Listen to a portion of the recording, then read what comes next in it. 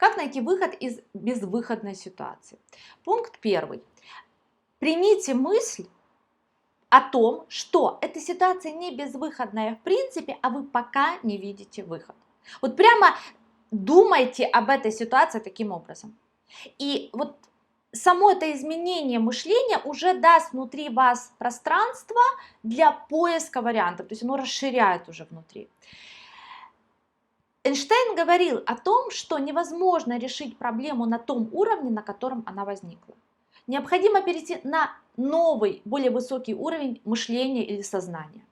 И в этом смысле, если в вашей жизни есть ситуации, которые вам кажутся безвыходными, вы можете себя поздравить и сказать о том, это будет правда, что вы подошли сейчас к такому вашему next level. Да? То есть вам Вселенная, внешний мир, да, сигналит, что давай, пора развиваться дальше. Да?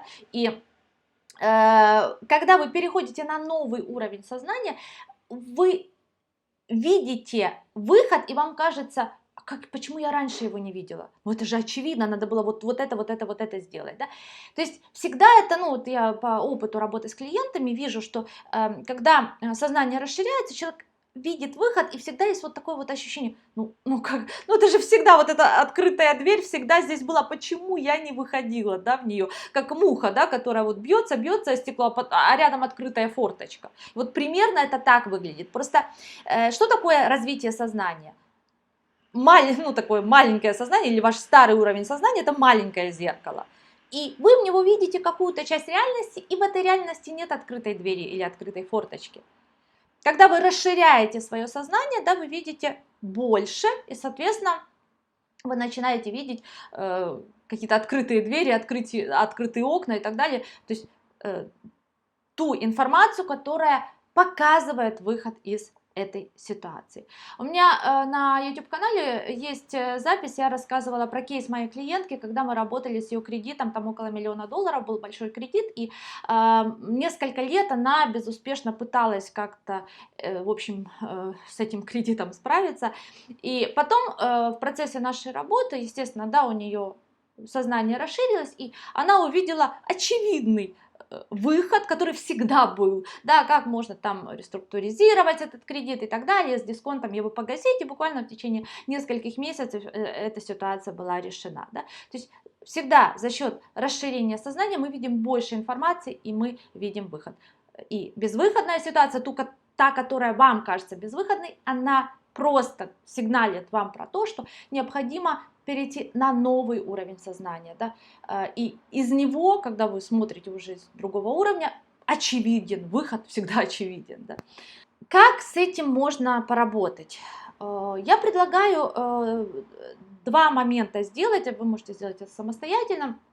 Ну, если есть возможность, всегда лучше, конечно, с профессиональным психологом это делать, вот, но то, что уже там для себя вы можете сделать. Первое, подумать, если вот такая ситуация у вас есть в жизни, которую вы воспринимаете сейчас как безвыходную, подумайте о том, какой, ну, любой идеально фантастический выход мог бы быть. Просто не задумываясь, вот как если бы, не знаю, хоть инопланетяне прилетели, хоть фея прилетела, хоть что угодно, да, вот просто пофантазируйте, именно даже не помечтайте, а пофантазируйте. Да? Как, я не знаю, если бы вы фильм снимали, вот герой попал в такую ситуацию, и вот кто угодно ему приходит на помощь, хоть добрые силы, хоть злые, хоть реальные, хоть нереальные и так далее, да, и эта ситуация, ну, вот в хорошем хэппи-энде, правильном, да, герой не только находит выход, а еще получает какой-то приз, какой-то вот бонус, то есть он выходит из ситуации сложной больше, чем он в эту ситуацию входил, да, вот такой вот выход вам нужно нафантазировать внутри. Вот, и здесь себя не сдерживайте. Знаете, как есть этот анекдот про двух блондинок, когда две блондинки сидят, курят, и одна говорит, а представляешь, говорит, вот сейчас прилетает фея, приносит $2 миллиона. Классно? Это говорит, классно, да. Говорит, слушай, а вот если, представь, прилетает фея и приносит $20 миллионов. Да, вторая сидит, говорит, да нет, ты что, дура, 20 это нереально.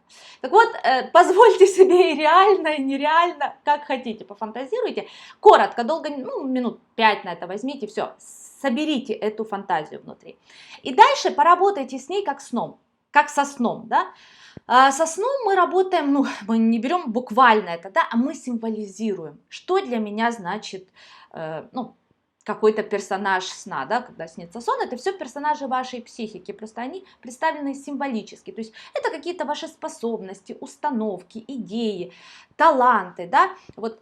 И важно, да, дальше, ну, расшифровать вашу фантазию, какой выход она показывает, потому что в таких вот фантазиях психика всегда показывает выход, как и во сне тоже, да, но его нужно, эту информацию нужно расшифровать из символического, перевести в более буквальную плоскость, да, чтобы с ней можно было что-то сделать уже в реальном мире. Например, вот я приводила выше кейс своей клиентки с кредитом, вот, например, у вас какой-то супер большой для вас кредит, и вы не знаете, как его погасить, что с ним делать.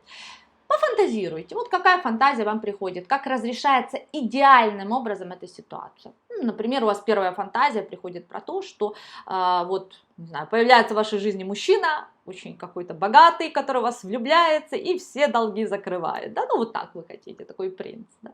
Вот.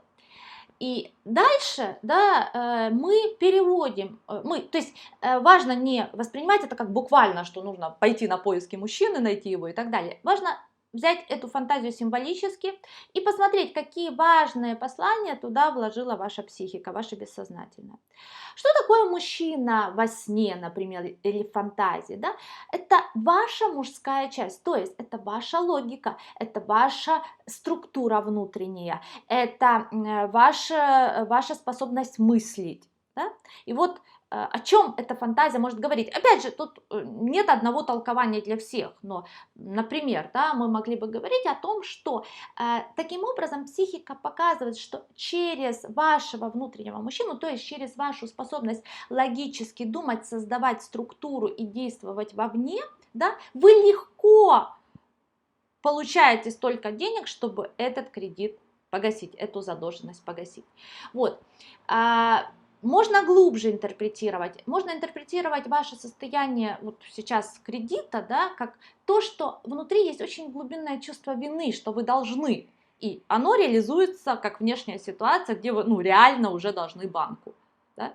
И тогда ваш внутренний мужчина, то есть ваша логика, ваша способность логически мыслить, может помочь вам справиться вот с этой глубинной рациональной виной, и, соответственно, выровнять внутри состояние, и каким-то образом изменится внешняя ситуация, потому что внешняя ситуация всегда зеркалит состояние. То есть по-разному очень можно с этим работать. Если у вас есть навык работы со снами, вы понимаете, как символическое в буквальное переводить, вы можете сами для себя это сделать. Ну, если нет, то тогда рекомендую, да, это сделать с психологом. У нас, кстати, в Европейской школе психологии открылся сервис подбора психолога. Вы можете обратиться и подобрать психолога, кто вам поможет понять ваши сны, понять ваши фантазии, а значит дать вам новую информацию для выхода из ситуации, которая сейчас кажется вам безвыходной.